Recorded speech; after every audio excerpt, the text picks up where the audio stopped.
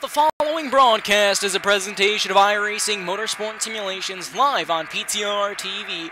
We'd like to thank all of our partners for their support. He may get the run on the outside off of the back straightaway. 26 at Hallmark trying to go 3 wide. No one will let them. Talking and bobbing and weaving down the back straightaway looking for a way around. The 5 machine trying to take a look underneath the 3 car. He's going to dive in down to the bottom. A huge move down to the bottom of the racetrack. Back bumper. Can anything happen through the tri-oval? Walker Thomas to the inside. Here he comes to the outside. Side by side through the tri-oval. The 14. It's going to be a photo finish to the line. Who's going to get it? Walker Thomas. Machine coming out of turn number 4. Tiller looking to go 3 wide, almost 4 wide. He's going to try to look for a gap. Bobbing and weaving for the lead down through the tri-oval. Photo finish. 2 by 2. The 65 gets the win.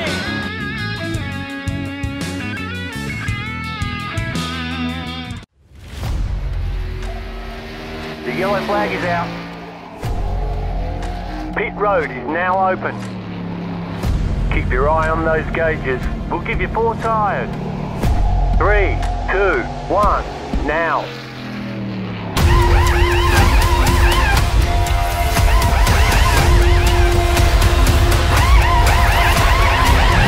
We're done. Get going.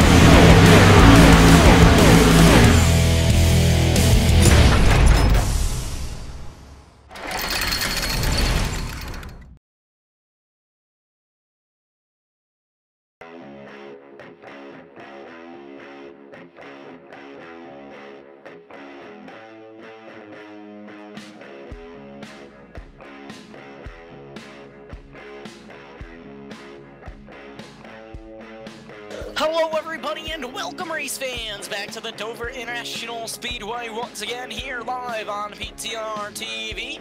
I'm Brandon Krutz. Joining me in the booth as always is Evan Black and Corey Silva. Corey Silva doubling as our tech producer every night. So back at Dover here tonight, ladies and gentlemen, and it should be a good show.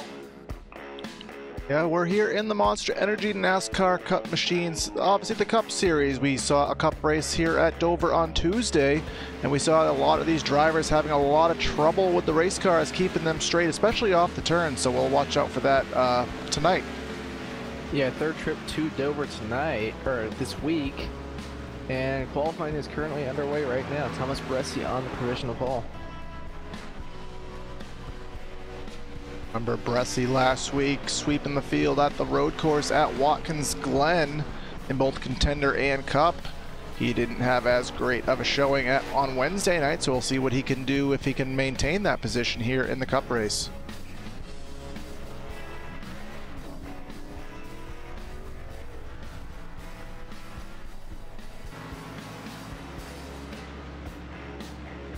Remember, we are in the playoffs for these guys.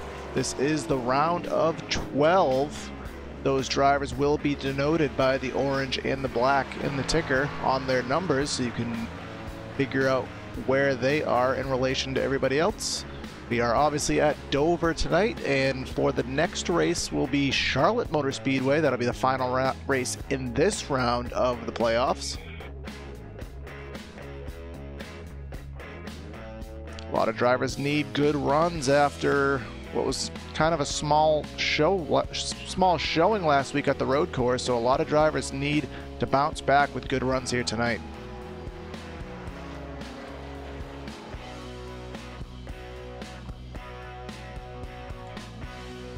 So what do we kind of expect the fuel window to be here tonight with the 75% fuel limit? Well, we saw on Wednesday night, if I remember right, it was about 50 or so laps, so I'm going to maybe push that boundary a little bit to about 65 to 70, I believe. Yeah, I think that's pretty good guess. We do have, I believe it to be about 17 or so drivers on the speedway are ready to take times and to take the race tonight, so 17 drivers is a good enough field that I do think we will have predominantly green flag racing, as Ryan Hartz is the Lone Ranger on the track right now. Hartz has had a pretty difficult racing week here on PTR TV. He was the man to beat pretty much Wednesday night and Tuesday night in ASRS and in Hardline, but a lot of laps led and no victories. So he'll see if he can change that, but he was in the wall on his first lap there, so not the start he wants to tonight's action. Looks like his lap has put him 7th. Not a bad start, but probably he wish he could have got a little bit more out of that machine, so I don't see anybody else on track, so we will just wait for the changeover and soon await get your starting lineup. I want to thank everyone for tuning in to tonight's coverage of the Hardline Racing League here on PTR TV. If you haven't liked and subbed our channel, it's a very good time to do so. We got a lot going on, including our NASCAR night in a couple weeks' time. We'll let you know some more about that if you don't already later in the race. But that will wrap up qualifying, rather. So it is time to get you the PTR TV starting lineup here from the Dover International Speedway for the Fast Track Sims Hardline Cup Series. On tonight's pole is Thomas Bressie with his 22.3 second lap.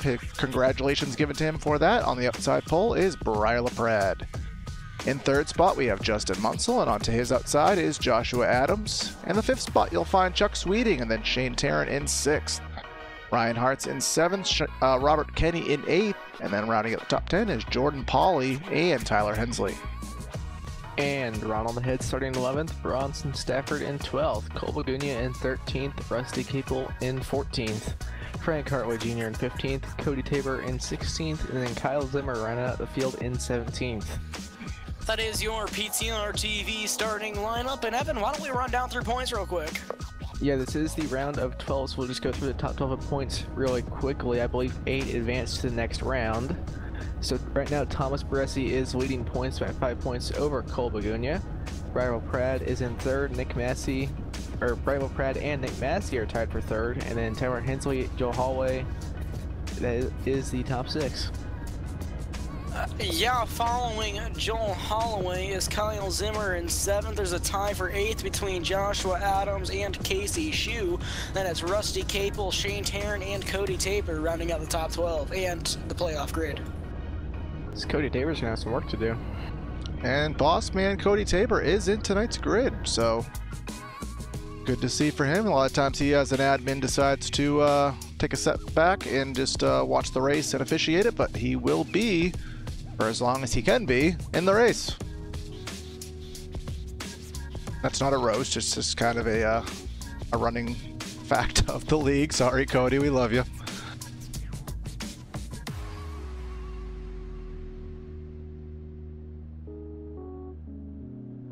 One pace lap around this 1 mile facility. You can see here, obviously visually, track conditions a little bit different. The clouds are out tonight. It is cloudy skies, 69 degrees in the air, 74 on the track, so a little bit more grip should be available to these drivers. We'll see how that affects the handling and affects the race.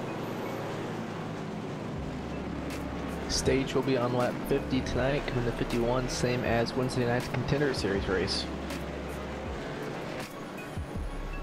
We saw a lot of strategy played with that, Evan. You remember we saw a lot of pit stops happening right after the stage. We saw drivers pitting.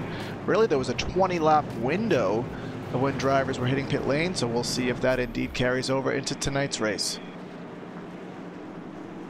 So these guys stacked up, doubled up, and ready for the start of this race here tonight. Thomas Bressi sitting there on the inside, the pole position.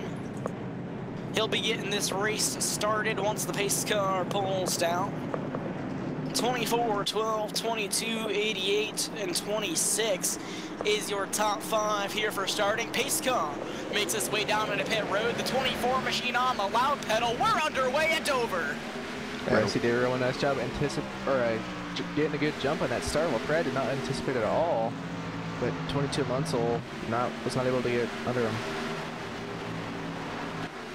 Yeah, they are single file right now. It was a good start for the 12 Briar LaPrade in the 2nd position. Everyone's already kind of found their groove and spread out amongst the speedway on lap number 1. We are side by side with, who is that, Chuck Sweeting and Ryan Hartz for 6 and 7. Chuck Sweeting trying to get underneath Ryan Hartz, but he's a little bit too far back for the moment. We'll see if he can do anything out of turn number 2 and down the back straightaway. Jordan Pauly behind him trying to get by. Briar LaPrade up here in the number 12 machine. He was on the back bumper of Bressi, lost it a little bit that time by out of turn number 4. Now heading down into turn number 1, the gap grows with Thomas Bressi. Yeah, it looks like up front these drivers, at least the top 2, top 3 even, are pretty much identical at 22.5s around this speedway. But you can see Bressi washing up the track a little more in 3 and 4. That lets LaPrade get a little bit of an edge on him. There's the pass for 3rd position. Joshua Adams passes the 22 of Justin Munsell. Munsell is trying to fight back, but just can't do anything down the back straightaway. And into turn number 3, Adams is pulling away still. You can already see the line differential as we saw it with Bressi deciding to diamond the turns. You'll see drivers do that and kind of leave the door open for other drivers to run the low line and try to make a pass down there.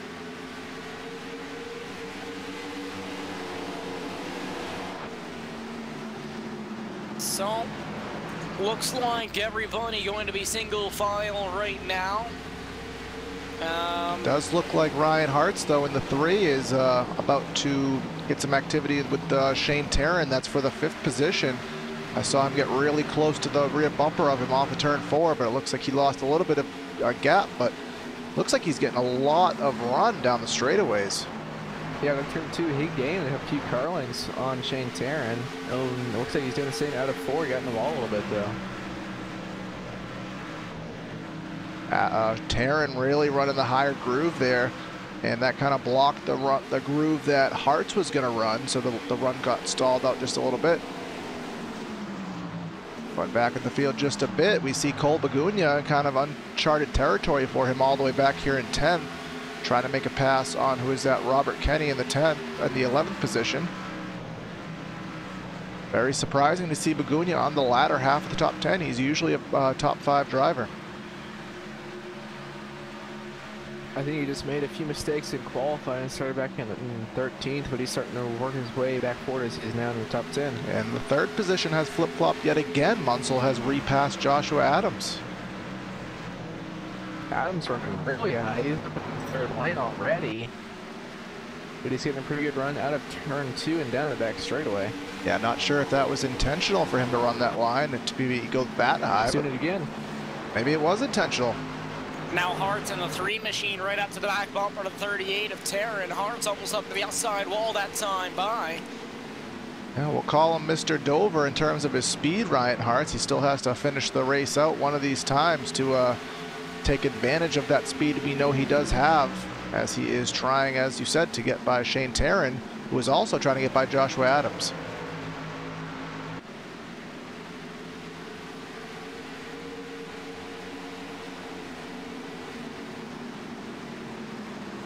Shane Tarrant looking underneath the 88 that time by, not going to make anything happen that time. Now heading down the back straightaway, Adams gets pretty loose down the back. Yes, he does. This is the closest battle, I believe, on track. Everyone's all single file. I'll tell you. Just really hard to pass. I'll tell you, I saw just for a second on my telemetry that LaPrade had the gap under 0.2 of a second, but that was very short-lived. I think he may have overdrove it because now Bressy's out to a half second.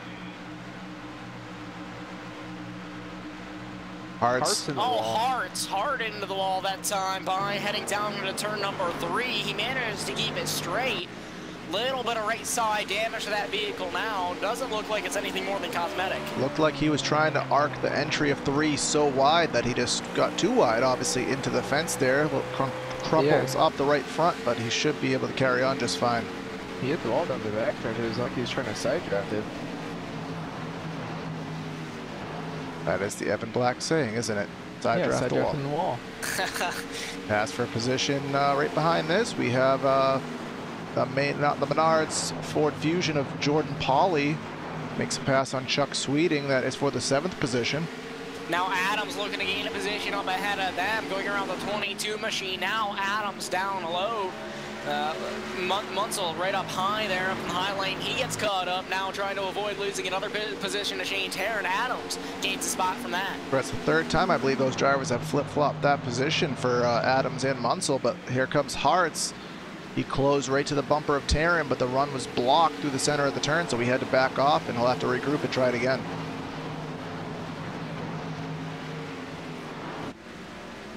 Looks like Shane Tarrant looking underneath Justin Munsell down the front straightaway. They're going to be side by side going into turn number 1. Looks like Tarrant may clear. No, he is washing up into the 22 a little bit. I don't know if Tarrant washed up or the 22 just really dove it in there and maintained that run on the outside. Looks like he did so, and now Hartz, he's going to try to fill the gap on the outside. Didn't quite work, but expect him to get the run down the straightaway. Actually, he didn't get as good of a run as I was expecting, so we'll have to fall back into line. But here comes Pauly in the 19 trying to get into this action.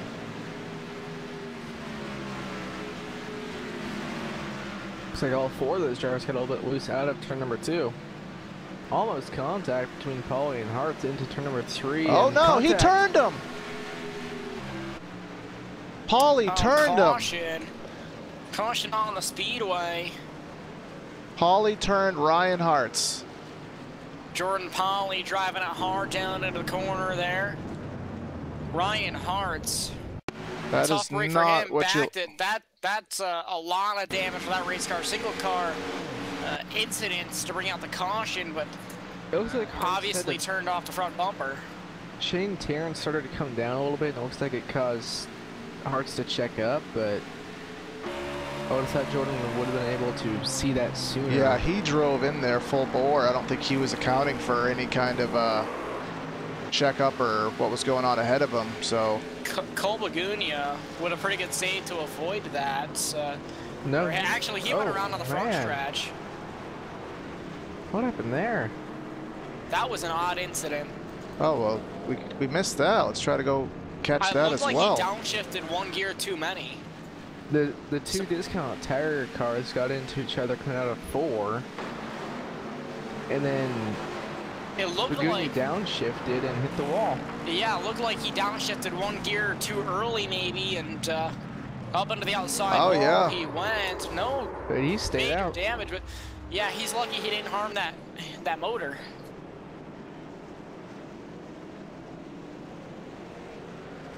Yeah, so that was about 2.5 wrecks in the course of 1 caution there.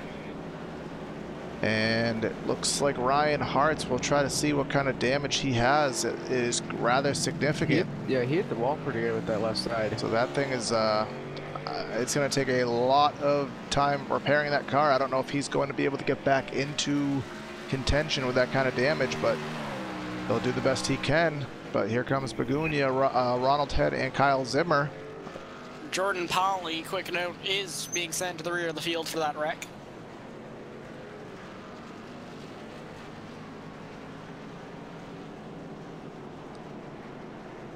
Three of us in the booth do know Polly pretty well. He is one of the best dirt racers you'll see around, but it's a little bit different here on the asphalt side. I think he has a little bit of learning to do with the nuances of asphalt racing. That looks like it could have been a little bit to do with that, but he will drop to the back and try to regroup for this next restart.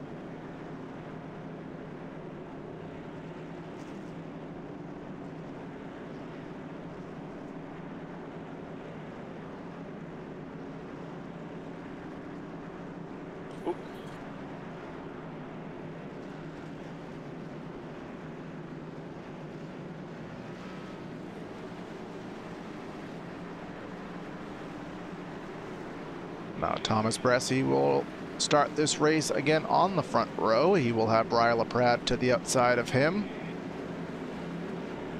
Pace car getting ready to pull down into pit road. It does now leave the field in the hands of Thomas Bressie. He is on the throttle. We are back underway here at Dover. Yeah, Bressie wastes no time whatsoever. He's out to a pretty significant lead, about 3 or 4 car lengths already. Joshua Adams trying to make a move on the initial start with Brian LaPrade, nothing doing there.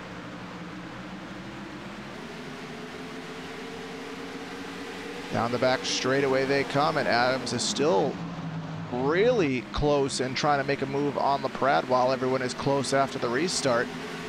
Looks like he thought he was going to get a run, but not quite. Battle going on between Shane Tarrant and Chuck Sweeting for 5th.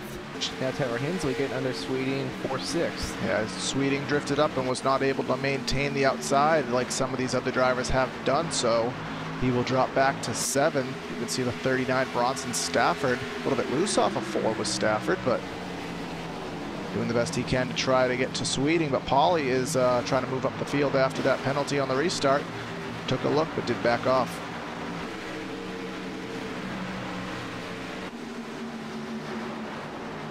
Polly looking underneath Bronson Stafford for the 8th position.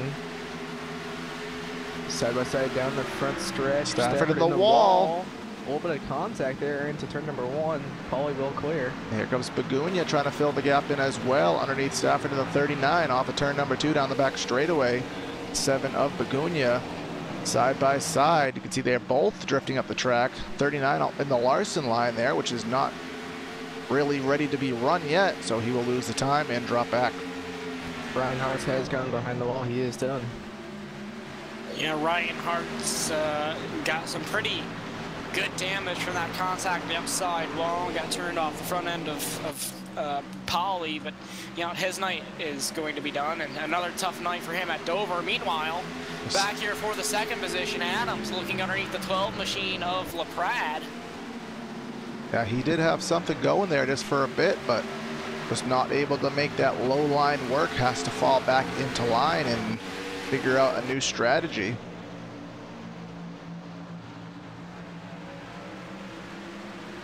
See, he is not diamonding the turns at all. He is running directly on that bottom groove there. Someone went really low on the front straightaway. Not sure. I think that's Bronson Stafford.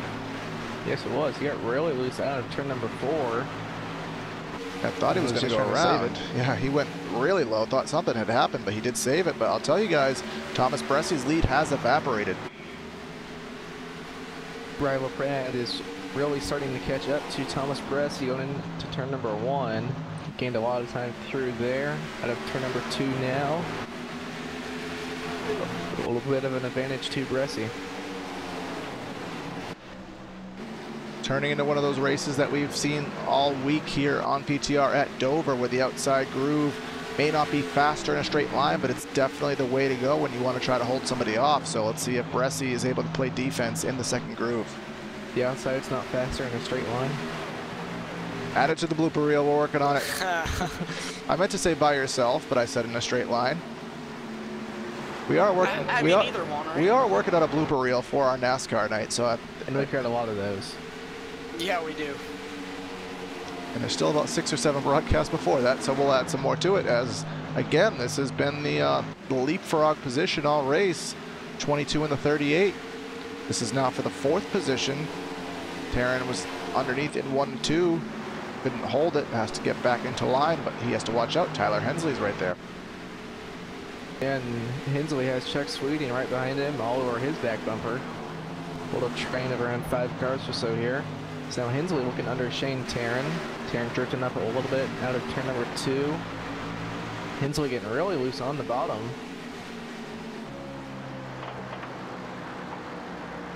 Yeah, Taryn is really aggressive, it seems like, with his line. I feel like he's really driving it into the top groove higher and more erratically than everybody else. As speaking of that, it's Chuck Sweeting all the way up the track, relinquishes a couple positions. Yeah, so he just drove it too hard into turn number 1. And Paulie got by him. Yep, and leapfrog yet again, Shane Taryn and Justin Munsell. I want to say that's the 6th time I've seen those drivers swap positions thus far. That was Justin Munsell and Joshua Evans. It wasn't Taryn Corey. Well, hey, I'm trying, guys. I'm trying. Jordan Paulie all over the back bumper of Tyler Hensley, trying to get by him, taking a look under out of turn number 4. Yeah, Paulie's driving a lot more sensibly and a lot faster. Looks like he's a lot smoother, and he's moving himself up through the field quite methodically now as he passes Hensley for the 6th position. Caution. Frank Hartley Jr. is significantly damaged off of turn number 4. Yeah, the front of that car destroyed. Looked like heavy impact the inside wall. It bounced off the wall down off the corner. Yeah, he just tied out of 4 and just killed the outside wall and killed the inside wall. Yeah, hard to hit. Yeah, as you said, Evan, he just completely missed the exit turn 4 there and was not able to get it woed down and back into the racing groove. And with Dover, you hit 1 wall, you're most likely going to hit 2. Hate to bring out the puns, but that was a monster hit. Oh, someone just hit the inside wall under caution. That was Bronson Stafford. I do believe. He really? locked. I think it was the same thing. I think it's the same thing that we just saw with Bagunia. He tried downshifting, the rear wheels. He wasn't even in gear. Really? Wow, that's weird. He got on the brakes so he wouldn't hit Tyler Hensley or Chuck Sweeting and locked the cars up. He did a nice job to not hit Hensley. Or actually, that's Bagunia. He did a nice job to not hit Bagunia, but he hit the inside wall. A lot is going on tonight here. It's not quite Friday the 13th, but some odd events would make you think that it is, as everybody is coming to the attention of their crew. Cody Tabor looks like he's staying out 1 lap to get that bonus point he needs to try and make it into the next round of the playoffs. I'm going to give him props. It's 36 laps, and he's still on the lead lap, so good job to Mr. Tabor. And look, only slight damage on the right side. A little bit of a bent-in right front fender. But that's it. Yeah, clean machine here for Cody Tabor, so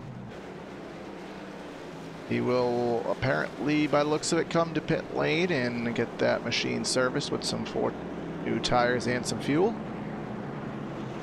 Well, Pratt really fell back on that cycle of pit stops.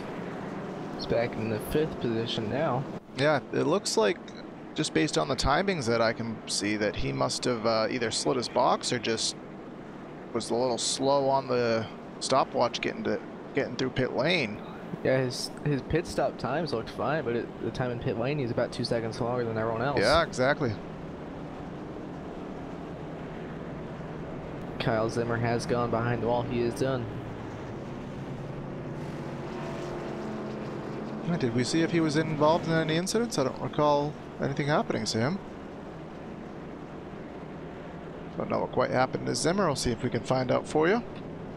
Him and Cody Tabor had contact on a few laps ago.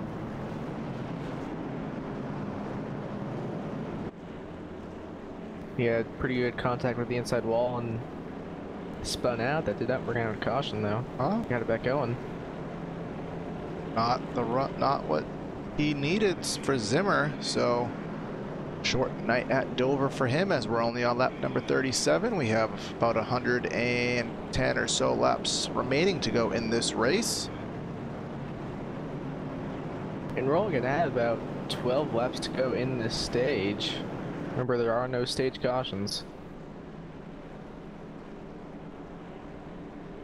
So it will be a fight for that extra playoff point and those additional stage points. We will see these drivers, how aggressive do they want to put it? Do they want to go and use up their stuff on the short run, or do they kind of neglect the stage a little bit and try to preserve the rest of the run?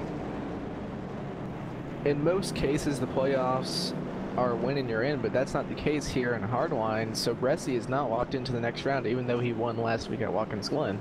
So he has to get the most amount of points that he can.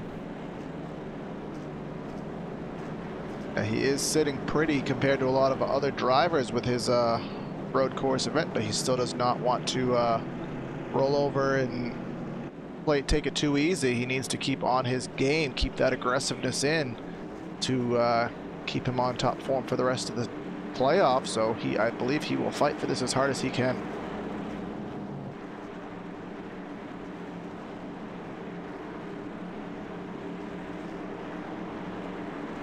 Pace car getting ready to pull into pit road, 2488 front row.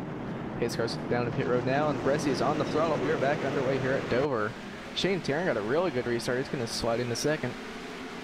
Yeah, Bresci on the loud pedal very quickly there, as he seems to be his routine now.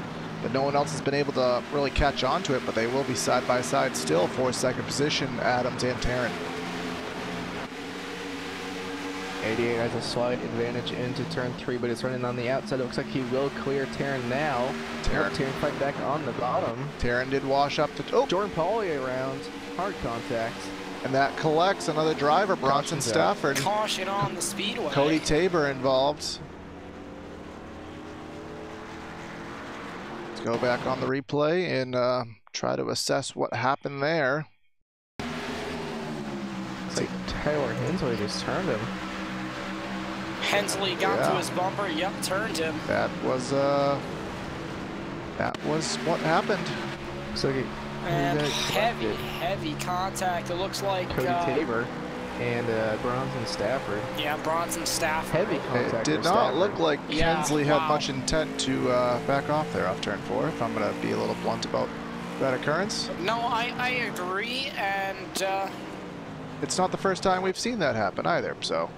Yeah, I'll put it this way: in this race, it is not the first time we've seen a couple of drivers get together, and well, it's racing. You're gonna see stuff happen. You're gonna see tempers. You're gonna see retaliation, and just part of what is the sport we love of motorsports. So let's see what happens here. Was going about a 3-lap stint, and Bresci almost put himself in the tire wall there, but he will stay out on the racetrack, as does the majority of the guys up front. So we will take this opportunity to go to the first side-by-side break of the race, so stay with us. We'll be right back with you for the restart.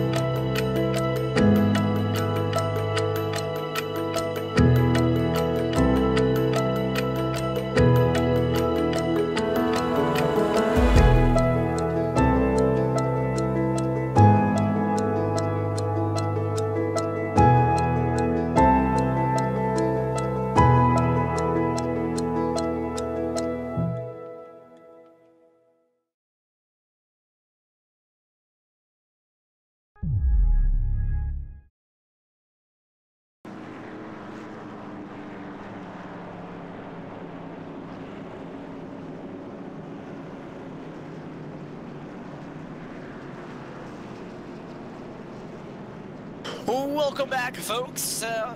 These guys stacked up, doubled up, and ready to go back green flag racing here from Dover. Lights on the pace car are out. Yeah, Bresci is still on the front row, still leading this race. He has led all but 3 of the laps thus far tonight. So let's see what he can do for a restart. And we have seen most drivers, rather, Bresci has gone at the first possible moment. Let's see if anybody else can finally catch on to that and stay with him.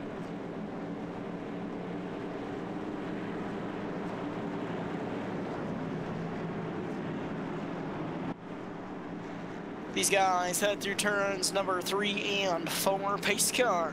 We get ready to pull down in the pit lane this time by Thomas Bresci still out front of this thing. Right beside him is Adams, 24 on the loud pedal once again. We're underway once again. And nobody was able to stay with him. That's probably the biggest lead I believe he's had thus far. Yeah, he's out to a half second by turn 1, but side by side is LaPrade and Adams. Pratt looks like he will clear on the bottom. Adams is trying to fight back on the outside, and Cole Lagunia right on the back bumper of LaPrade going into turn number 3 and 4. Remember we talked earlier about Begunia being at the latter half of the top 10. Well, it's took 50 or so, almost 50 laps, but he's right back in the top 5 where we're used to seeing him underneath Josh Adams. And then here comes Shane Tarrant trying to fill the gap in on the bottom, but Begunia washes up just a little bit. That's going to give Tarrant a run. Don't go 3 wide. It's not going to work. He stays in line.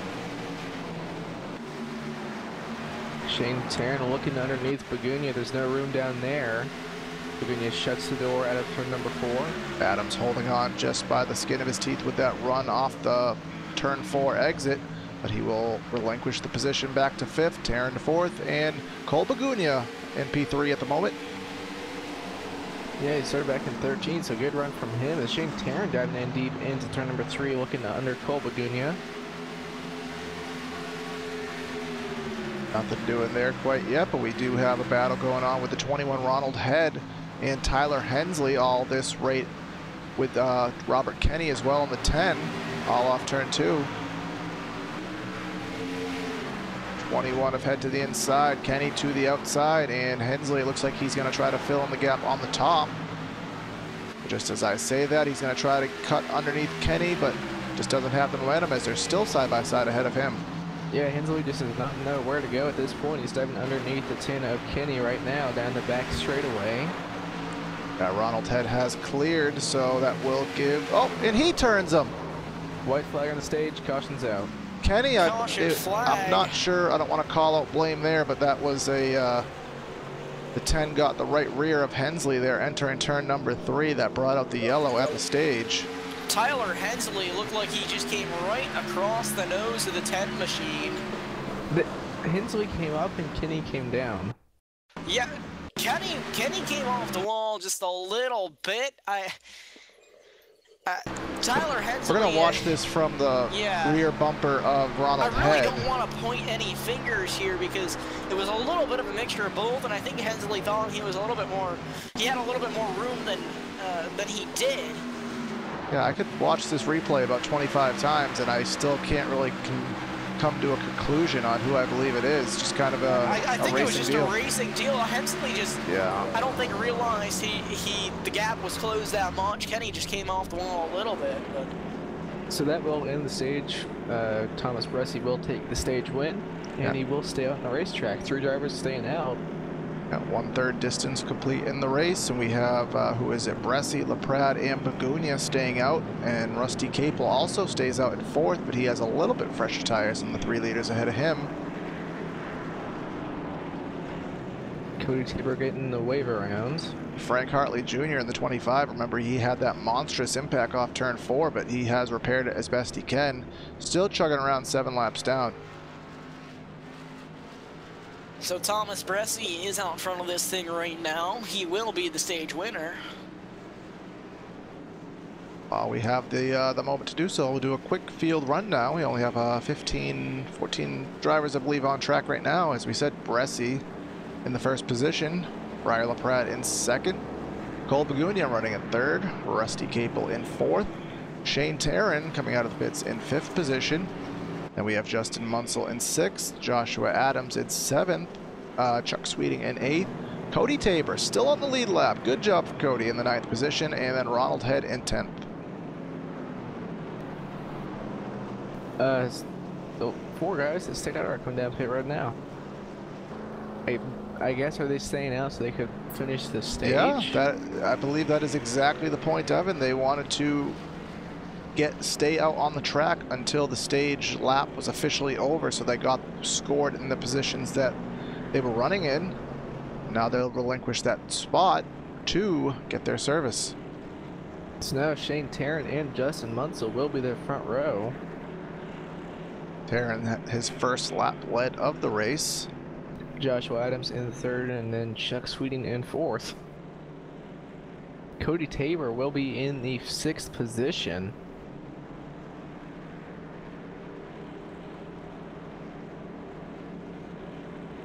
So, while we have a brief moment under this caution flag, I would like to go over a little bit about our NASCAR night, ladies and gentlemen.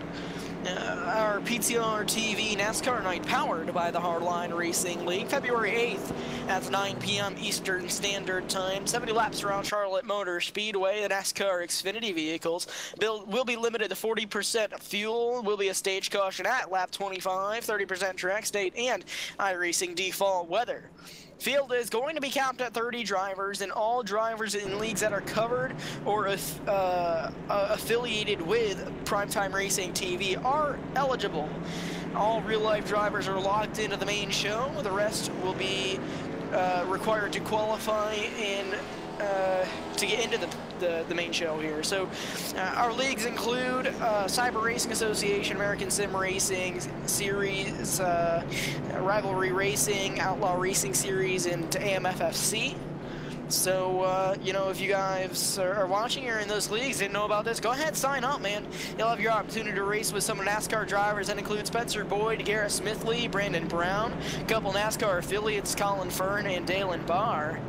So, yeah, it'll be a good time. And we did just announce there's going to be a 31st entry. It's going to be a wild card entry for any driver who DNQ'd. They have one final lottery chance to get into the race, so be a little prize on that, a little fun incentive to make the big time show. But we digress from that and get back to the restart. Pace car in turns number 3 and 4, waiting Shane Tarrant and Justin Munsell around the track.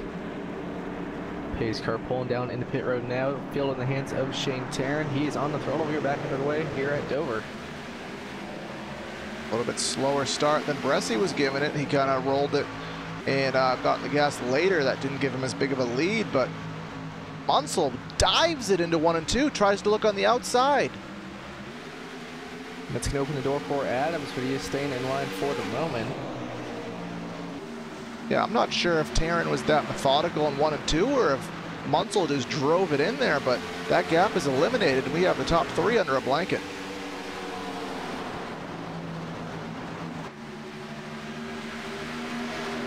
Off of turn number 2 right now, everyone has kind of stabilized just a bit, but I'll tell you, Adams is really trying to make something happen with Justin Munsell here. As we go through 3 and 4, you can see everyone running the second, maybe even the third groove. And then Chuck Sweeting in the 4th position is trying to make something happen with these guys, as we may have a pass for second off of turn number 2 shaping up. Bressie is all the way back in 9th, but he is trying to work his way forward. Adams Robert up here. Right now. Oh, yeah, Adams. Oh. Sorry, Bressie drifted up the track. Thought he was going to get into Kenny there, but he did manage to keep it off of him in the 9th position. Going for 8th is Bressie. Battle for the 2nd position right now, side by side, heading down the back straightaway. Adams and Munsell, and now Sweeting trying to get involved in this as well. The 26 machine, he's up high, and here comes Briar LaPrade to join the battle as well. 4 cars under a blanket.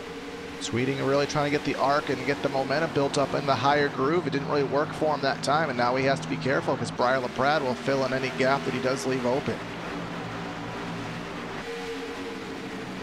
Chuck Sweeting now starting to fall off the back bumper of the 88 of Adams. It looks like he's letting Briar LaPrade go as well as Cole Begunia.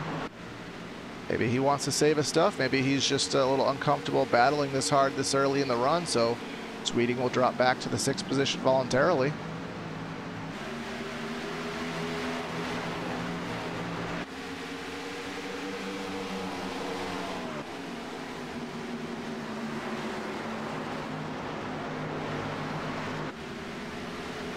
As we take off another lap to start lap number 60, Shane Tarrant is now out to a 4/10 lead over Justin Munsell. And then oh, go ahead, Evan. Munsell is starting to close in a little bit on Tarrant. He ran a few hundredths quicker the last time by. We'll bring up the lap graphic and see indeed what those numbers were as they hit the stripe.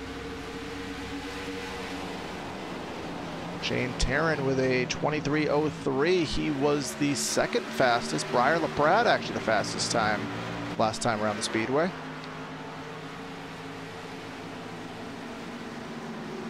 So really see Tarrant working that higher groove. And it is working for him. He's kind of stabilized his gap at about 4/10. Now it looks like Chuck Sweden is trying to get back by Cole Begunia. And this is a battle for the third position as LaPrade clears easily. Doesn't look like 88's going to put up a fight. I take that back. He's going to get to the right rear quarter panel, try to make a move on the outside in turn 1, but nothing doing there. LaPrade will have sole possession of the third spot. Wow, Adams got really loosed out off of turn number 2 that last time by. Thought he was going to end up going into the inside wall. He manages to save it. Now going back underneath the number 7 of Begunia. Begunia was running third that last restart, and now after this current one, he's now in the 4th position. He's going to see if he can close in on LaPrade, who's about maybe 4/10 of a second ahead of him. Someone scraped the barrier there, saw some sparks flying. Taylor Hensley dropped out of the server, but he is coming back in now, so he's going to lose at least 5 laps most likely. He's already 8 laps down. Yeah, Hensley had a pretty interesting and problematic night, so that's not going to be what he needs in his endeavor for the point standings, as he's in 5th position right now, but he only has about 20 or so points on Tabor, so may lose some spots if he doesn't get himself a good position. But here's another pass for the position with Munsell and LaPrade for second. Big wiggle from LaPrade off turn 2. Briar LaPrade all the way down to the bottom of the racing surface, down the back straightaway that time by. Now heading down off of turn number 4. They're going to be side by side down the front straightaway.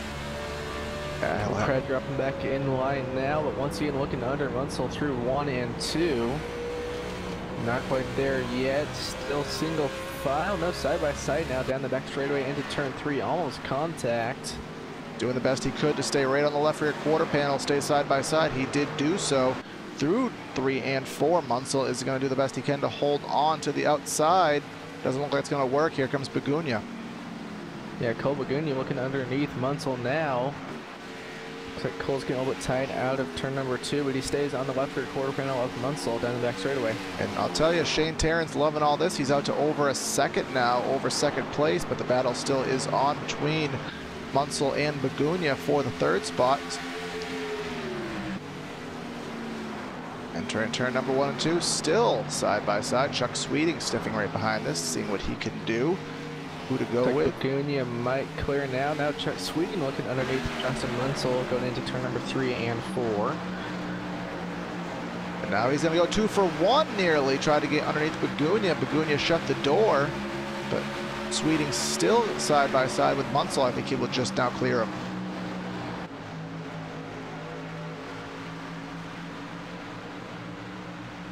And now Joshua Adams underneath Justin Munsell. Munsell is just falling back like a rock.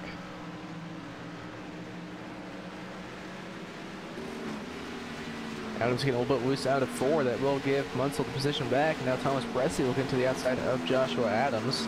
Sorry, I was trying so hard to come up with a Coors Light Mountain Rock pun there. That's why I was silent. Couldn't come up with it. Bressi really loose off of turn number 2 there. And was that him that scraped the wall there? I saw some sparks flying yet again. But again, Adams to the inside of Munsell off of 4. Again, this is a side-by-side battle for the 6th position. Actually make it 5th position as Adams moves into 5th. Munsell's not done. He's going to fight on the outside. I don't think it's going to last. And Bresci in the spot of where does he go? Does he follow the top or the bottom? Looks like he will try and go down to the bottom underneath Justin Munsell. After turn number 4, Munsell will clear Bresci. Single file now.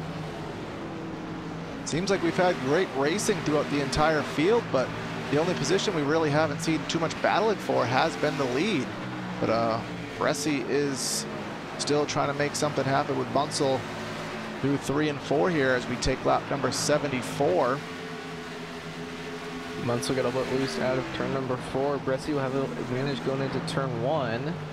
He will clear out of 2. Munsell trying to fight back, can't do anything. So Bresci gets his way back into the 6th position. Remember, he led the first 50 or so laps of this race. He decided to pit there last second on the stage, put him to the back of the pack. He's got himself about a third of the way through, but he has the 5 hardest cars left in the race to pass.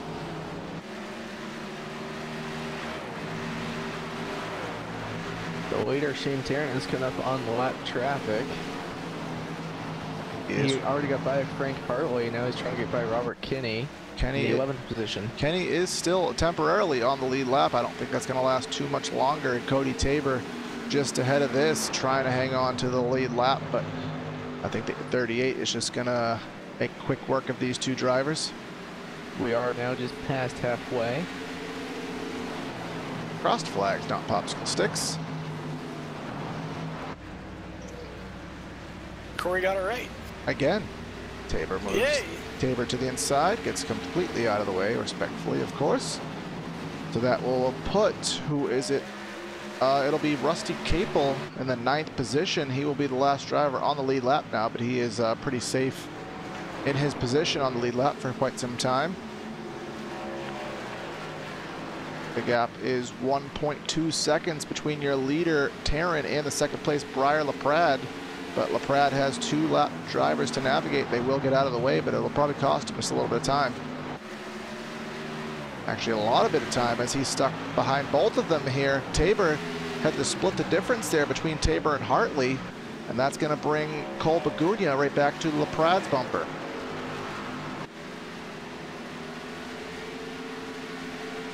Bagunia trying to look underneath LaPrade into turn number 1, can't do anything, and Chuck Sweeting with a big dive down into 1. Almost got to the back bumper of Bagunia. Very nerve-wracking, I believe, when I see drivers doing that. Like, they drive in there from a distance, get to the back bumper, but they're usually not able to hold it because that is just not the ideal way to exit the turn. But Bagunia is making pretty good progress, staying right in the tire tracks of the 12. Let's see how he tries to get by. Kind of down in the corner in 1 and 2. Got a pretty good run down the back straightaway, right on the back bumper of LaPrade into turn number 3.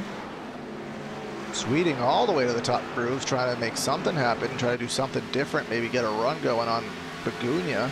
Didn't quite work for him that time by, but here comes a pass for Bresci in the works as he has caught the back bumper of Joshua Adams.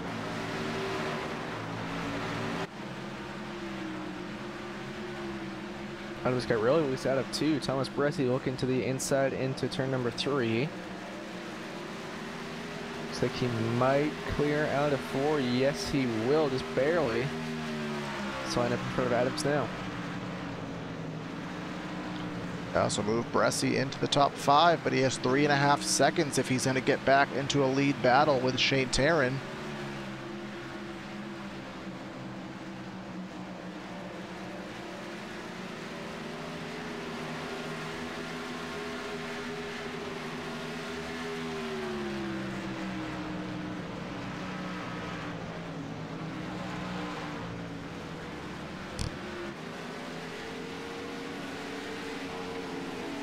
Down the back straightaway, we do have still a battle going on between the 12 and the 7. It just shows that it's really difficult to make a pass here.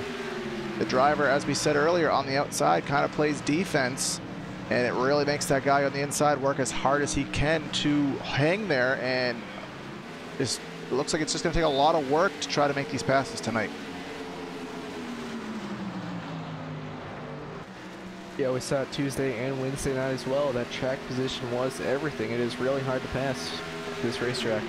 You don't want to use up all your tires trying to make that bottom work for about 6 or 7 laps, but it's really the only way you can make something happen.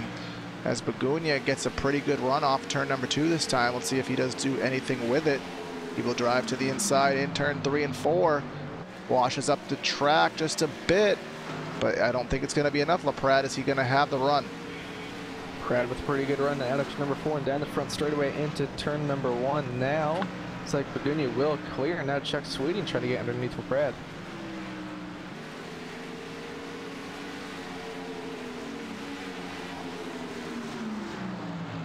Thomas Bresci catching these drivers.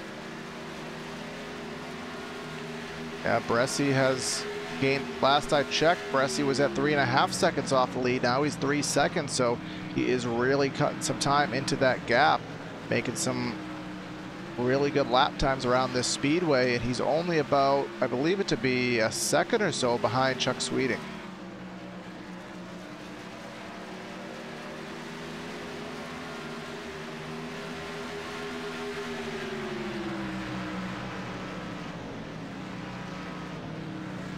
Now Begunia has gotten into the second position. He has passed LaPrade, so let's see what Begunia can do in clean air.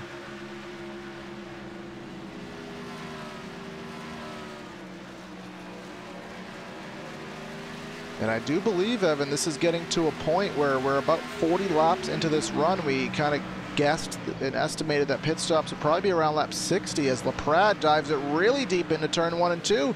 Nearly gets to the back bumper of Begunia. Begunia gets a little bit loose. The gap is eliminated. The second, third, and fourth all under a blanket through 3 and 4. And Bresci's there too. So now we have 4 positions in the course of about 0.2 of a second on the front straightaway right now. LaPrade is really trying his hardest to get back by Begunia as he takes it a little bit low, almost into the bumper again off of 2. Really aggressive racing.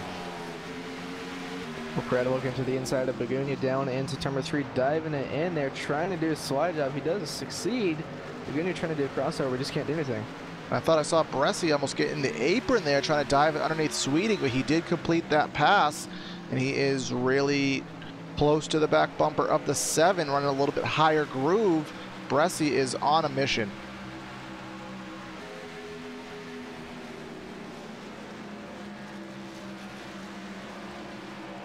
Bresci right on the back bumper of Begunia, coming out of turn number 4 and down the front straightaway, getting a pretty good run. Coming on the high side, looking underneath Begunia now into turn number 1. Bresci gets down underneath the 7 machine now. Now he's looking on the back bumper of the 12 machine, LaPrade. Bresci really loose. Big wiggle. Looks like Begunia blinked out for a brief moment there. He's going to let Sweeting go. Yes, he did. So now Begunia is going to fall back to the 5th position at the moment, and LaPrade is going to have a 24 machine getting larger and larger in that rearview mirror. All of this 3 seconds behind Shane Taryn. And as I kind of mentioned a little bit earlier, I'm really curious to see when are these drivers going to come to pit road, as there's only 57 laps to go in the race. Here comes Bresci off of turn number 4.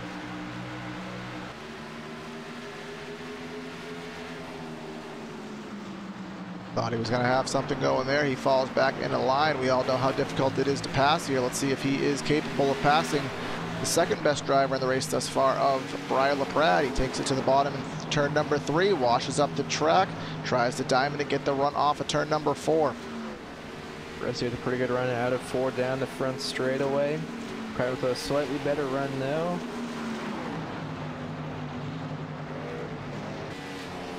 '22 Justin Munsell pulling out of pit road. Bresci and LaPrade making contact. Thought they were going to turn each other into the outside wall there. They recover. Now Chuck Sweeting right on the back bumper of those 2. I'll tell you, Bresci is really washing up the track. Contact! Oh, big contact, big wiggle from Bresci, almost up into Sweeting, trying to save that machine. He's going to lose that position. Close call there. Bresci loses a position, nearly loses 2, but more importantly, he does have that vehicle in one piece. That was a really close call, so now he'll have to regroup, regain those 2 spots.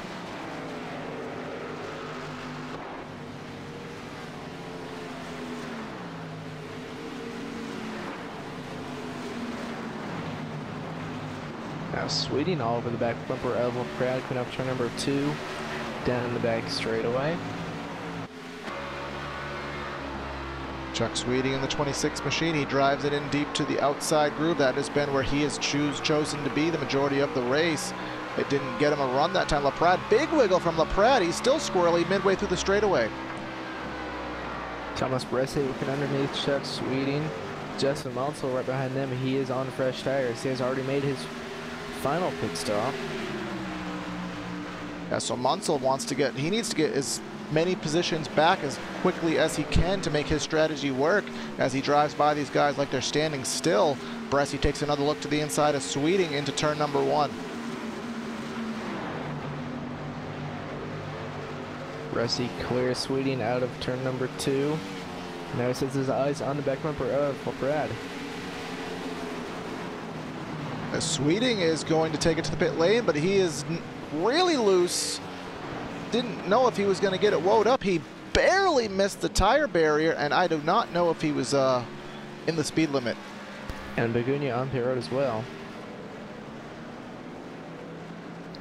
I do not believe Sweeting made the speed. We're going to go on board with him and kind of see what we can figure out from Sweeting. You can see he was 43. I do not know how he missed the tire wall there, or barrels, what have you. But he did check up to about 20 miles an hour trying to maintain the average there and avoid penalty. We'll see if that is the case. As Taryn, late decision off turn number 3, he takes it to pit lane. Sweeting did get a penalty. He did? Sweeting did get a penalty. Oh, yep, still in his stall. That's catastrophic for him as Bresci has taken it to pit lane. Sweeting just now exiting his stall, but he will be probably an additional lap down in compared to everybody else once it all cycles through, as LaPrade looks like on lap number 102 will decide to come to the attention of his crew. That leaves Joshua Adams on track right now. He's one of the only remaining drivers to stay out.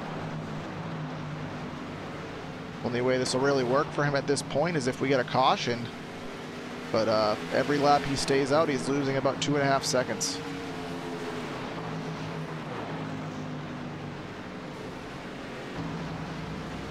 It's 21 of Ronald Head trying to get by him.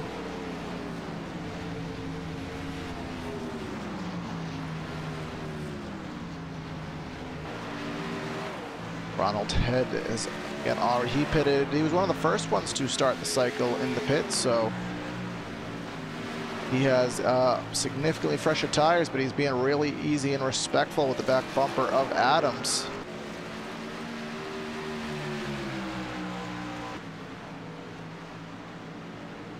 Just now goes to the inside, and we just await when Adams will decide to come to the pits. I'd have to imagine it's going to be happening pretty soon. And we also have Robert Kenny in the 10 machine still on the track as well. Justin Mansell was the first driver to make his pit stop. But look at Shane Taryn. He is already within, well, he's there. And on the stopwatch, Taryn was 0.4 of a second faster last time by. Taryn really loose out of 4. Taryn is wheeling it, and he almost wheeled it into the inside fence off of turn number 4. But he is making some time. I think he is worried about that number 24 car, but as he is down the back straightaway, Bresci is at the other end of the straightaway, so there is quite some time to go.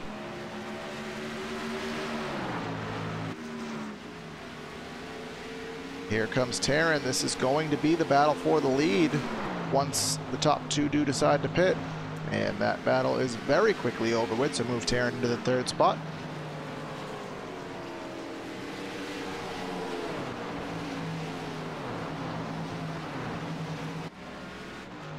Joshua Adams still on the track. This is his 57th lap on the circuit since his last pit stop, but let's see if through 3 and 4 he decides to make this the lap. He'll stay out. Chuck Sweeting getting by him now, getting one of his laps back. Remember Sweeting with that penalty, he was running top 5 all race, but he's going to have a big hole to get himself out of after that penalty he did receive.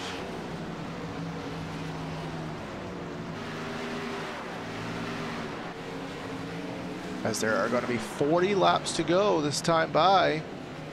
Josh Adams is your leader, but we await his pit stop. We also await the pit stop of Robert Kenny in the 10, who is already about to have the fresh tire guys get to his back bumper, as Shane Taryn is not too far back. Almost contact between Robert Kenny and Shane Taryn. Up to number 2, Kenny was a lot slower than what Taryn thought. And it looks like Adams is on pit road. Adams finally decides to come to pit lane on lap number 110, so that'll relinquish the lead to Shane Taryn, who has about a 1.5 second lead over what is a battle for 3rd position between Munsell and Bressie. And this will be the battle for 2nd once... actually, I believe Robert Kenny has already come down pit road now, so this will be the battle for 2nd. Into the wall was Munsell off of 4. That opens the door for Bressie to the inside. Bressie clips the apron, washes up the track, but regardless of that, I do believe he's going to clear for this position off turn number 2. No, he's not. Bressie clear now into turn number 3. Caution.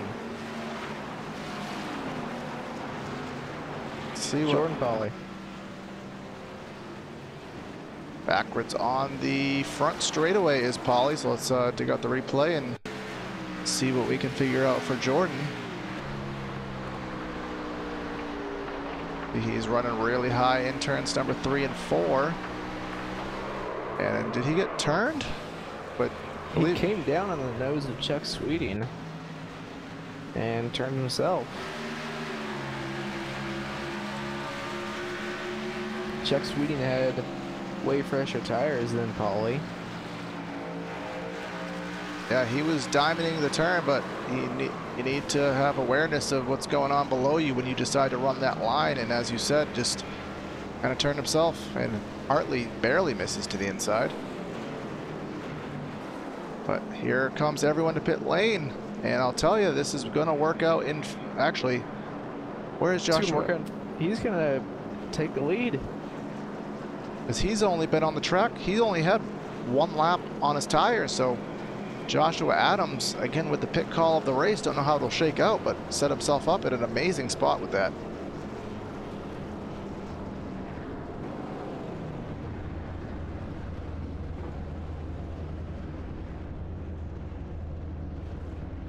Let's see who does win the race off of the pits. Looks like Taryn. Can Bressie get the first stall to work for him? Yes, he will. Yes. And Albagunia came out 3rd. I'll tell you, that is why you want to get the pole, because that number 1 pit stall can win you some spots, and indeed it did for Thomas Bressie.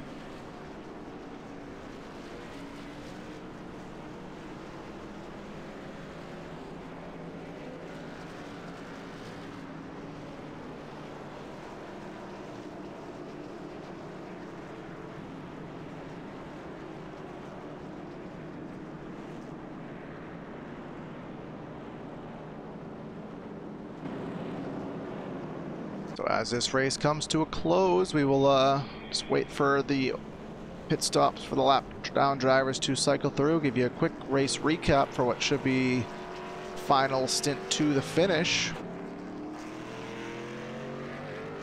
Can tell you we do have 9 drivers on track. It looks like Chuck Sweeting will get the lucky dog. Remember, after his penalty that sent him an additional lap down, but he will be regrouped, so I think we can give you the order now. We have Josh Adams as the leader, Thomas Bressie in 2nd, Shane Taryn in 3rd, Cole Bagunia in 4th, Justin Munsell in 5th, and then in 6th position we have Briar LaPrade. 7th is Ronald Head. In 8th we have Chuck Sweeting. That is the... Actually, Chuck Sweeting is in 8th, Rusty Capel is in 9th. I do believe Capel may be on the lead lap. I don't have definitive evidence on that, but in 10th we have Robert Kenny. And then Cody Tabor is 4 laps down in 11th. Frank Hartley Jr. is 10 laps down in 12th. And Tyler Hensley chugging down 25 laps down in 13th. And after that incident, Jordan Pauly is 34 laps down in 14th. Bronson Stafford, Kyle Zimmer, and Ryan Hart's out of the race.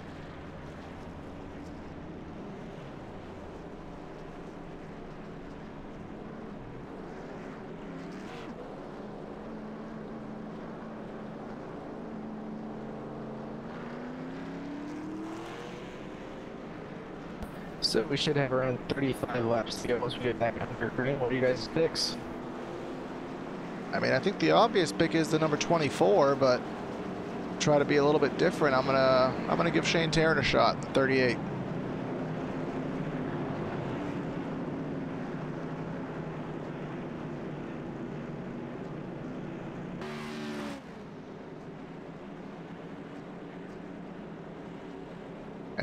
I take it you don't have one? My mic was acting up a little bit, so I'm waiting for it to stop. Oh, that's good. It's fine now. I'm gonna go with Adams. I think both. Brandon, who you got? Must be getting a Dover hot dog. You had one the other day. They must be pretty good.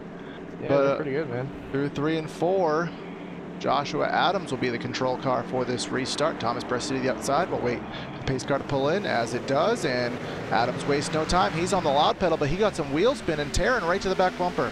Shot from the 38 to the back bumper of the 88 that time by. Now getting down into turn number 1. Bresci with a power move to the outside. Shane Tarrant drifts up. Almost contact made between those two drivers. Oh! Around goes the 22 machine to the inside wall. Will it bring out a yellow? No, not quite. I don't see how that's not a yellow, but... Yeah, I don't know. League There it officials is. now throwing the caution. See where that stemmed from. I believe it was Cole Bagunia, perhaps? A little bit of a checkup, it looks like, between Tarrant ahead of him, and then that caused the checkup through the 22 to the 7, and that's where the contact was. Check it out one more time from the bumper, from the nose of Bagunia, rather. Off of turn number 2, yeah, there was not much he could do different there. That checkup was way too quick to react to. Few drivers coming down pit road. Looks like everyone except the top 4 or so.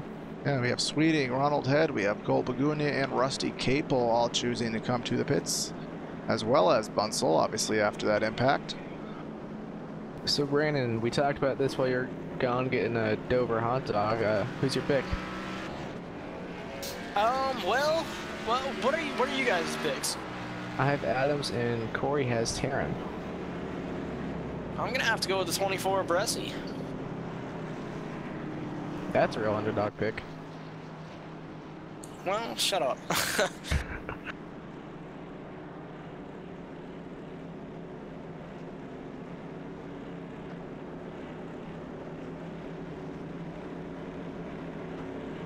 So first driver on tires will be Chuck Sweeting.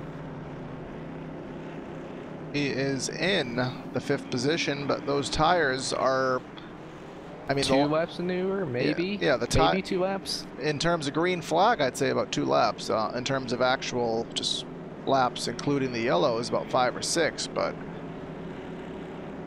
we will see. I mean, anything is better than nothing, so we'll see. We know Sweeting, he may not be as fast as perhaps Bresci or even Tarrant, but he is definitely a top 5 car, and he's in the top 5 with a little bit of an edge, so we'll see if he can take advantage of that. Yeah, he's had a real good run so far tonight.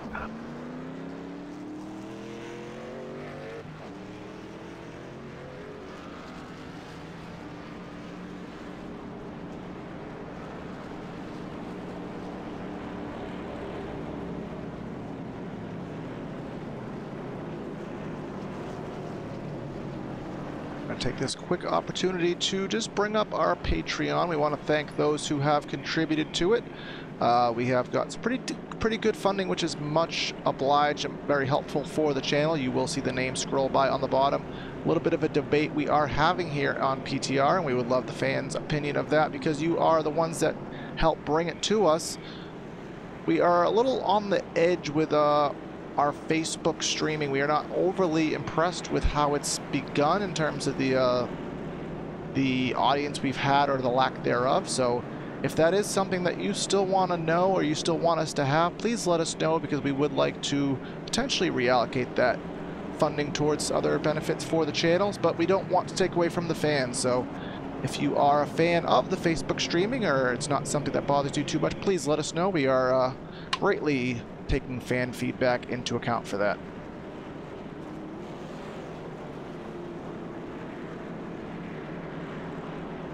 Snail, looks like the lights will go off on the pace car. It does.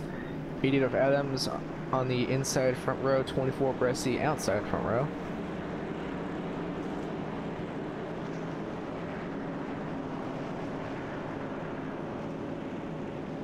Then Shane Taryn in third row, Pratt in fourth.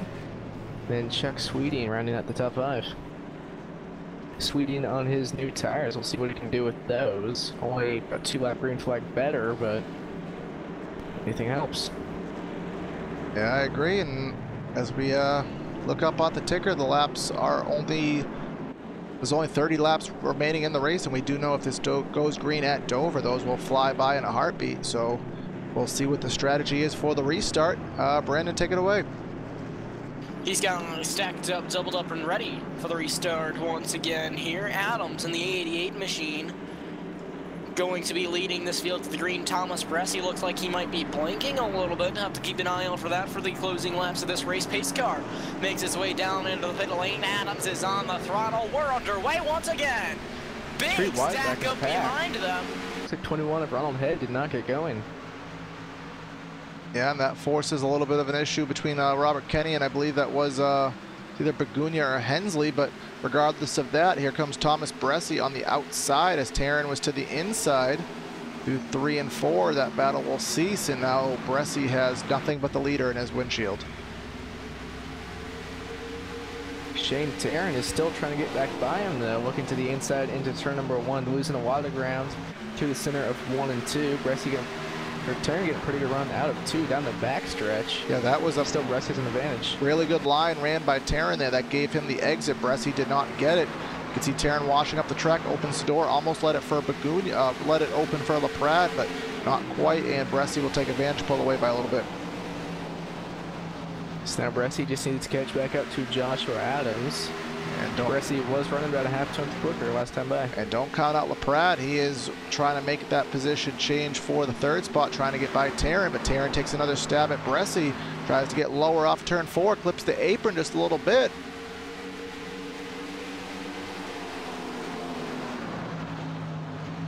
Bresci having a little bit of connection issue here, and that's going to make these drivers behind him rather uneasy. We've lost Bresci temporarily. All the while, position change for 3rd position, potentially LaPrade to the inside of Taryn. That nothing doing there, but he's, tell you, regardless of Bresci's connection issues, he has caught Adams. Yeah, but it's going to be really hard for them to race around each other because Adams will not be able to see Bresci, and Bresci won't be able to see Adams.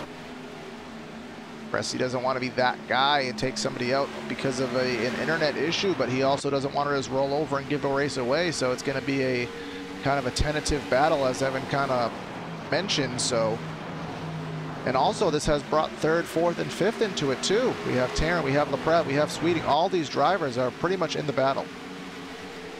Sweeting's fresher tires aren't really helping him too much right now as Taryn drives in really deep to the back bumper of Bresci. And now Bresci is all over the back bumper of Adams.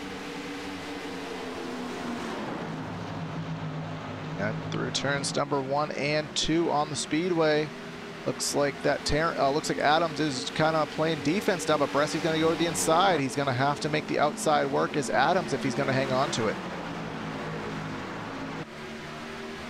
Adams trying to pinch Bresci down through the center of 3 and 4, but Bresci had a really good run through their contact. Adams up in the wall. And Taryn, he is there. Taryn's to the left rear of Bresci. He's in contact with LaPrade, contact with Sweeting. Everybody checked off of 2. Here comes Adams diving at it underneath Sweeting. Thomas Bresci currently scored as your leader. Shane Taryn back there in 2nd, LaPrade in 3rd. very interesting chain of events here. Let's see who is indeed faster. Is it Bressi? Is it Taryn? Bressi, remember, led the opening stage of the race, lost the lead at the stage break, and hasn't been able to get it back till just now.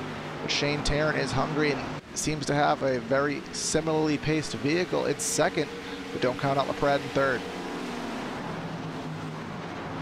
Pratt has been the main guy that's been able to take it to Bressi and actually be able to stay up there and race, because Bressi gets real loose out of turn 2.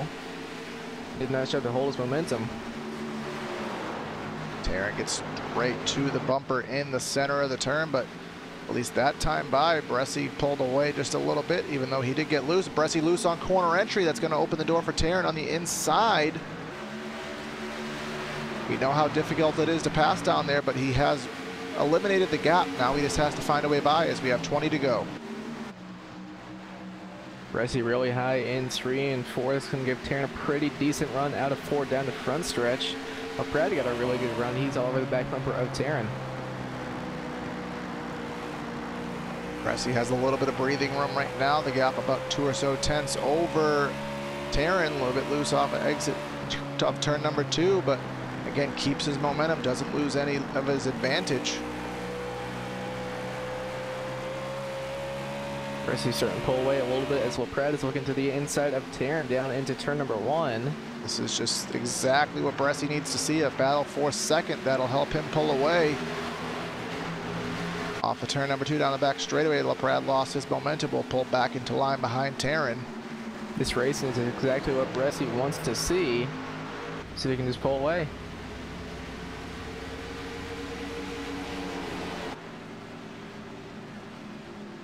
And now the gap, which was essentially nothing, is now up to nearly a half second over Taryn. Bressi trying to sweep the round, well, sweep the first 2 rounds of the round of 12 in the contender playoffs. He won last week in dominating fashion at the Glen. He is 16 laps at the stripe this time by from another victory at Dover, but we can't count out anybody in this second, third, or fourth spot. We also can't count out the yellow. That could always come back into play, as Begunia, I believe, is pulled off the speedway. I think he is having some connection issues as well. This is not what Begunia needs after his lack thereof a run last week at Watkins Glen. He needed to come back and be strong today at Dover, and he's only in the 8th position, but I don't know if the internet connection will hold for him to even finish there.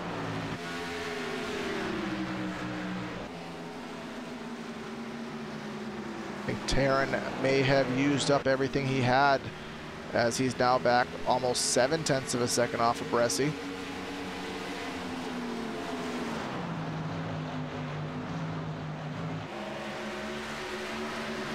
But he has pulled away at least from LaPrade, so he has a little bit of breathing room in the second position. I think Taryn is really just going to need a caution if he wants to do anything with Thomas Bressi. Gonna need a caution and maybe some luck on the pit strategy there, so we can't count anything out, and we can't engrave any trophies too early, but it looks like Bressi's just gonna have to run smooth, and it may be his, but Chuck Sweeting is trying to make something happen with Briar LaPrade and get himself into a podium position in 3rd. Chuck Sweeting is really backing off the corners to get a run on the X, and it is really working for him. We got a really good run out of 4 down the front straightaway. Thinking about looking to the inside of LaPrade, no, nothing yet.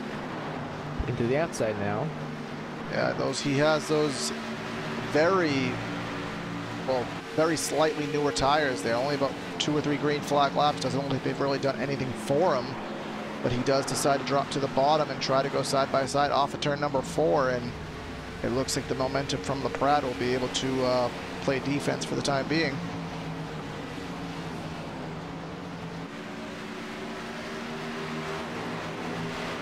Taryn is starting to slightly catch Bressi. They'll be kind of tend to go at the line. You took the words right out of my mouth, Evan. Taryn was about 1/10 of a second quicker last time by. Now Bressi about 1/2 tenth quicker. Yeah, well, caution! Wow, this changes everything. And it is Cole Begunia. We were just talking about him, but he needed a good run, and it is not going to come here tonight with the last lap crash, well, last few lap crash at Dover. Can't even follow what's going on because of the erratic internet issues there. So he was going through the corner, and then he was sideways in the front stretch. Yeah, we don't know what happened there due to the discontinuity of the internet there. Unfortunately, it is a side effect of internet racing, as the internet's not always going to cooperate. So that will give us probably a 5 or 4 lap dash, and do you pit? You have to. 30 laps up. But what if Bressi pits, everyone stays out? There's no way he can get through there. Or is there? I mean, does everybody hate Bressi enough to try to sabotage against him as a unity? We'll find out. Looks like the answer will be no. I mean, Joshua Adams staying out on track. I mean, and there is always the chance that, especially with Adams staying out, and not to discredit Adams and his skill, but he is going to be in prime position to get some serious wheel spin. He's going to have to be really tentative on the throttle on the restart. That could cause a checkup, that could cause a wreck 3 or 4 cars deep, and that could call the race right there. I mean, it is an option. Yeah, we saw that happen on, I believe it was Tuesday night. A wreck on the restart ended that race. So again, we're going to probably have 4 to 5 laps left in the race. We have, I believe it to be 9 drivers on the lead lap now that Makeeng is out of the race, I believe. Not quite sure what's going on with that car right now.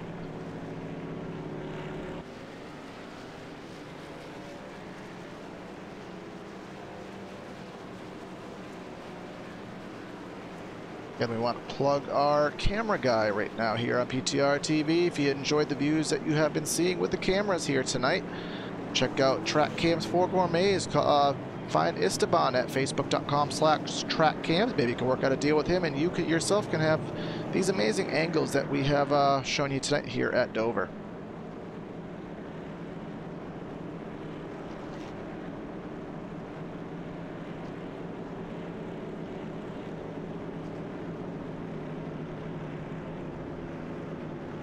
The lights are still on the pace car, so probably a 5-lap shootout. I believe that is the case. And just to kind of go back to the little sponsor plug there, I mean, I know my colleagues in the booth, when I had told them that wanted to maybe spend a little bit of cash on these cameras, everyone was skeptical about how cameras can really bring a broadcast to life, but I can tell you we have all been absolutely blown away by how amazing these cameras look. So again, check out Esteban at Track Cams for Gourmets. These cameras are awesome. Hope you guys enjoy them like we do.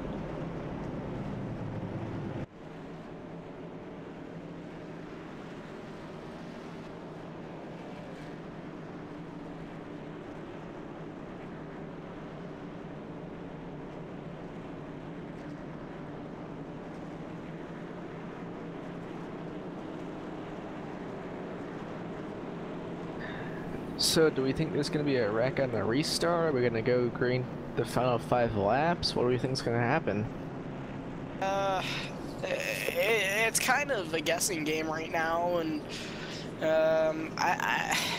you know how crazy these restarts can get, especially at a track like Dover, so it's really hard to tell.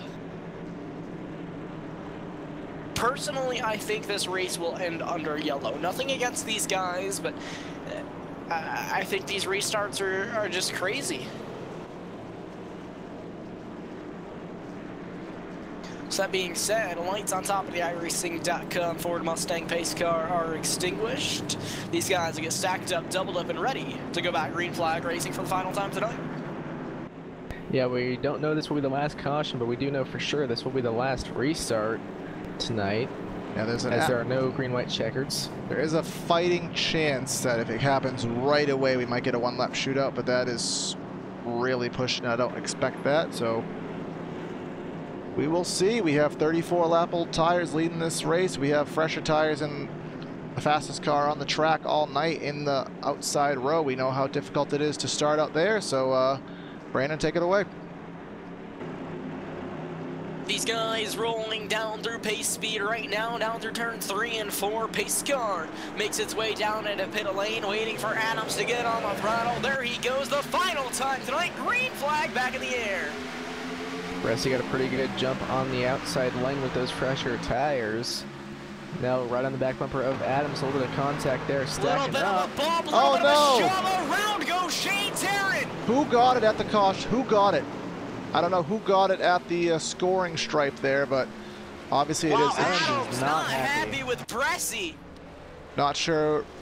I'll go back and obviously see the junkyard that did happen there, but there was a huge checkup because of the older tires there in the center of the turn. Wow. And I don't think Bressie was overly patient with it. You could see through the center of the turn. I think Bressie got it, knowing maybe something would happen.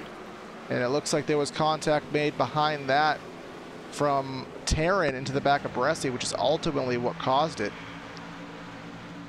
Adams is not happy at all with Thomas Bressie. Yeah, No, not at all. I don't think he can really blame Bressie too much on that. I mean, yeah. Bressie was going for a win, and you know, when you look in your rearview mirror and you see those guys wrecking. But you also have to remember what kind of situation you're putting yourself in there. You know you're going to be that much slower, and Bressie, I think, did give some space, but the space was obviously filled in with the checkup behind him. Yeah, and he was really running out of time there. You know, I don't blame Bressie for that move at all, and I know Adams is not happy about that. I don't think Bressie even has to apologize. I don't think he did anything wrong. That was just... Absolutely, 100% agree. Bressie back, it did look like Bressie checked up, but there was a checkup behind him. He got hit into from behind, which kind of domino affected him into it, and we don't really have a way to check where the exact caution flew to see who got it, but it was pretty tight. But it looks like Bressie will be scored the winner and most likely the victor if we don't go back green. He's going to be scored the winner and possibly the victor. I'm adding to the blooper reel, guys. We need more to talk about. We'll find out here if this will end the race. If the lights don't go off on the pace car this time by, the race will be over. Yeah, if we get one to go this time by, we will get a one-lap shootout. There's, I'd say, about a 30% chance of it, but we will see with the remaining. We don't have a lot of lap cars, so I don't know, but I know they've already done the waiver round. Well, we will find out together in about 20 seconds time as the pace car exits turn number 4.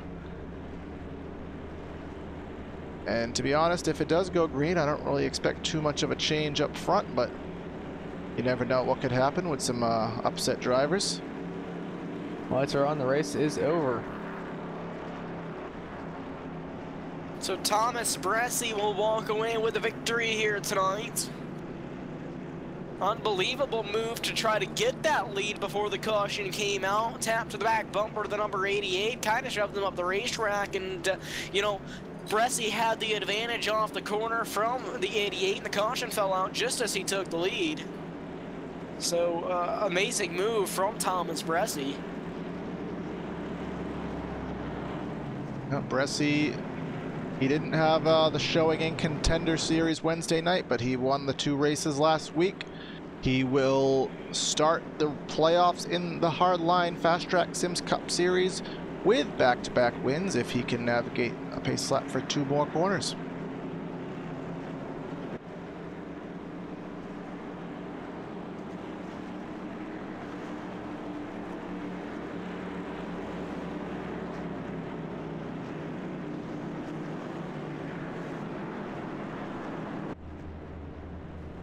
He sat on the pole. He led what will be 67 laps, and he will come off of turn number 4 at pace speed.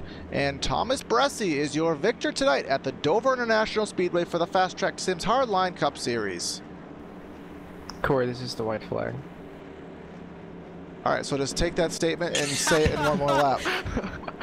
Oh, just another one that we can add on. Okay, Mark Martin in the Busch Series in about 1990.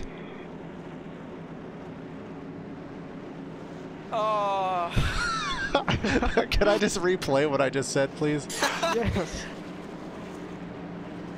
All right, wait. Do you want me to do it this time? We're on the last. Okay, it says final lap on the ticker, so. Yep.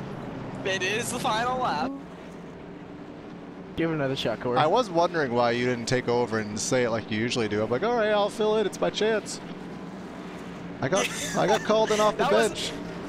I looked up. I was like, wait, it's not the checker flag, is it? Working on the blooper reel, guys. Working on the blooper reel. So now say what you're saying, Corey. And now, as he's led 67, coming on 68 laps, he won the pole. He won last week. He will have back-to-back wins to start round 1 of the playoffs for the Hardline Fast Track Sims Cup Series. Now, Thomas Bressi will win tonight's race. And this is the checkered flag. Yes. Checker yellows now waving together officially, Corey Silva. Thomas Bressi will walk away with the victory. And there's a fight. Not quite. No, there's a fight. Well. Cody Tabor. Back there's a fight. Cody Tabor and I can't tell. Was that Tyler Hensley? Yeah. I don't know if that was a fight or just kind of a wreck. It's kind of a 22 and the 10 going at it. There's a lot of tempers going on right now. I have no idea. All right. Well, Well, we're gonna step away for a brief moment and compile some interviews, get these drivers out of the car, and see their thoughts. So stay with us. We'll be right back. I grew up in Northern California. My parents were just really big race fans and took my sister and I to sprint car races pretty much every Friday and Saturday night. So I did outlaw kart racing from 7 till I was 14. And then that's when I got into 360 and 410 wing sprint cars.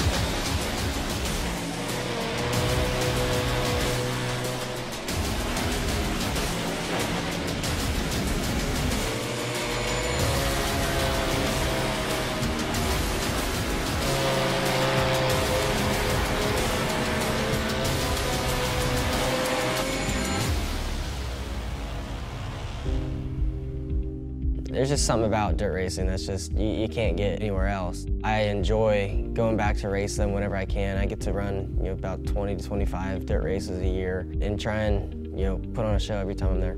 Battle for the lead. Kyle Larson to the inside of Shane Stewart. Slide job, no. Larson unable to complete the pass. He'll follow Shane Stewart down the back straightaway. Stewart makes the move to the inside of Craig Kinsler. Kyle Larson goes around the outside out of turn 4. You've got a new race leader. Kyle Larson from 9th leads on lap number 23.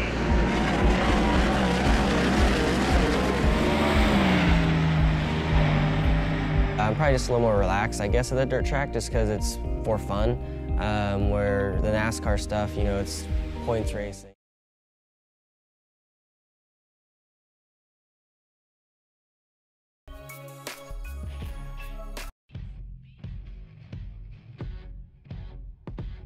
And we're back here on PTR TV. We actually are for the post race show because the race is actually over, and we have compiled. Are you sure? Are you sure? Are you sure this isn't the white flag? It says post race show on my ticker, so I'm gonna go with it. It's the post race show. See, laps are going backwards now. He's doing the Polish victory lap. All right, so we have got our top 3 finishers after a little bit of temper flaring there on that last restart, but Evan Black will talk to the 3rd place finisher of Bryla Pratt. So, Briar, you come home with the 3rd place finish. What are your thoughts after tonight's race? I don't know, man. Cloudy weather to begin. Cloudy weather's for the no talents who can't drive at all. Second of all, I mean, it was a good race. I enjoyed it, but still, cloudy weather's for no talents. And another thing, TB needs to fix his lag or something, because that was a little ridiculous there. Should have gotten out of the way, or Cody Tabor, the league owner, should have done something about that. So how is the car handling out there? Pretty smooth. Just typical cloudy weather. Too easy to drive and you can't pass. On that final restart, did you think you'd have a shot at the win, or what was your thought process? Just send it. Alright, well, is there anyone you would like to thank or give a shout out to? Yeah, I'd like to give a shout out to Dylan McNichol. Here's the L for not buying a cup car and being my crew chief for tonight. Yep. Alright, congrats on your 3rd place finish. Thanks for talking with us. Yep. And now Corey will talk to Joshua Adams. All right, Josh, you finished second here tonight, and you put yourself in a position there where you might have been able to sneak it out on those older tires for the restart, but didn't look like obviously it worked out for you. So just kind of talk about that process that you had in your mind when you made that call and what ultimately happened there. I made the call because, you know, I thought I got screwed by his lag. I knew I probably wasn't going to take off, and you know, when I took off, I was surprised, but then we got to turn 1, and he chose to run into me, so it's a damn shame he's running for a championship. Yeah, well, obviously that was, you said you never know how these things play out. Obviously tempers do fly, stuff happens, but just talk about how the car did drive over the course of the race. We heard LaPrade talk about it was really tight. Oh. Well then, it's not the next Corey Silva here in the booth, so... All right. Oh, well, there you go, Brandon. All right. Well, Tony Stewart style, he just ran away from the interview, so we will skip to the victor, Thomas Bressi. so after that slightly immature interview from Adams, climbing out of the car now is Thomas Bressi. So, Thomas, tell us a little bit about your race, man. You come home with a victory. How do you feel? Yeah, I feel pretty good. First, I know I talked to Josh a little bit already, but I wanted to apologize to him for some of the stuff that happened towards the end of that race.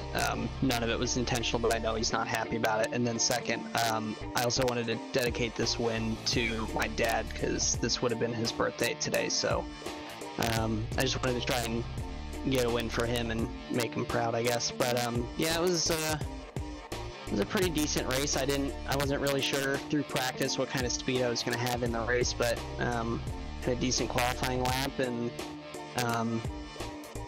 had a good start to the race, good first third of it, won the stage, and then kind of threw myself in the back and started slowly working my way back up. And that late caution, was it 30 or something to go, kind of threw a wrench into things, and I thought I probably maybe could have gotten to Shane.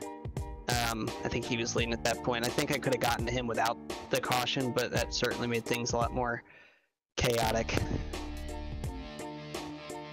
Yeah, absolutely. Well, you know, you were showing speed all night long, and you know, tell us a little bit, how did the track change as the race went on? Obviously, a lot of rubber was put down throughout the race. Yeah, I personally didn't notice a huge change in the track. I think it maybe got a little bit more on the snug side kind of later in the race. I just found I couldn't really push as hard as I had maybe earlier in the race, but yeah, it changed. It didn't seem to change a lot. It definitely changed a little bit, and then you know, I also maybe didn't notice it as much, just maybe how I was driving it. I know some guys like that kind of this middle portion of the race were really struggling around you know, towards the end of the run, so I thought I had a pretty good long run car, so I didn't really have too many issues, I felt like, with pace. But yeah, it definitely changed a little bit, and I think, you know, it showed up for a few people as the race went. Yeah, well, awesome job tonight, Thomas. You come home with a victory. Is there anyone that you'd like to thank or give a shout out to? Yeah, just as always, my JT Motorsports teammates. Tyler Hensley was the only one here tonight, but you know, thank you to him for being a good friend, and you know, his continued effort throughout the year. Of course, as always, you guys for doing the broadcast. I hope everyone who tuned in enjoyed the race, and yeah, just also thank you to Cody Tabor, as always, for putting the league on and doing everything to keep this going. Well, awesome job, Thomas. Your winner here tonight at Dover, the driver number 24, Thomas Bressi. Thank you, guys. All right, so that is an interesting set of interviews that we did have. So, to say the least. So let's wrap up tonight's coverage with the final rundown from Dover International Speedway for the Fast Track Sims Cup Series. Bressi with the win tonight, followed in second position by Joshua Adams. And in third we had Briar LaPrade, fourth we had Robert Kenny, Rusty Capel rounding out the top 5, and then at the top 10, Cole Bagunia, Ronald Ted, Justin Munsell, Shane Tarrant, and Cody Tabor with the top 10. And Then rounding out the field is Sweeting, Hensley, Frank Hartley Jr., Jordan Pauly, Bronson Stafford, Kyle Zimmer, and Ryan Hartz. My mic was activated in the wrong channel. So, that is your finishing results here tonight from Dover. Give a quick shout out to our channel sponsors here. Movement Fabrications, a family-run business, is formally established in 2012. With over 25 years of experience in the ventilation industry, we offer a wide range of services. This includes ducting, ventilation, extraction, and canopies. If you're in the Nottingham, UK area, Movement Fabrications is a ventilation service to trust. Also, Krutz Custom Graphics, custom racing shirts, hero cards, paint schemes, and much more. From local racers to big race teams, we've got your back. Based out of upstate New York, Krutz Custom Graphics is the motorsports design specialist. Also, iBog iRacing Broadcast Overlay Graphics, custom graphics, coding, and theme design for iRacing's two main overlay systems, ATVO and IRTVO. If you're a broadcast company looking to make your channel shine with custom overlays, talk to Jason Allison at iBog iRacing Broadcast Overlay Graphics. Also, a quick shout out to Hartz Corporation. And check out our Patreon to keep our broadcast quality high and cost low for league owners. We need a little help from the fans. Check out our Patreon at patreon.com/PTRTV. If you become a Patreon, you get rewards that vary depending on how much you donate. Become a Patreon at patreon.com/PTRTV. And of course, the people who have donated, we want to thank them a lot for their donations to the Patreon. They will scroll across the bottom of the screen. That's another broadcast here on PTR TV, but before we say that, we want to make sure that you're aware of our NASCAR night. In case you did not know, NASCAR night is coming on February 8th. It will be powered by the Hardline Racing League. We have real-life Xfinity drivers. We have everybody in the PTR driver community. All the league drivers will be racing against those drivers. There will be an exciting race, over $200 in prizes on the line, so you do not want to miss that. So again, signing out of the booth tonight is Corey Silva, Evan Black, and Brandon Krutz. Have a great night, everyone, and we'll catch you next time. Have a great night. We'll catch you next time.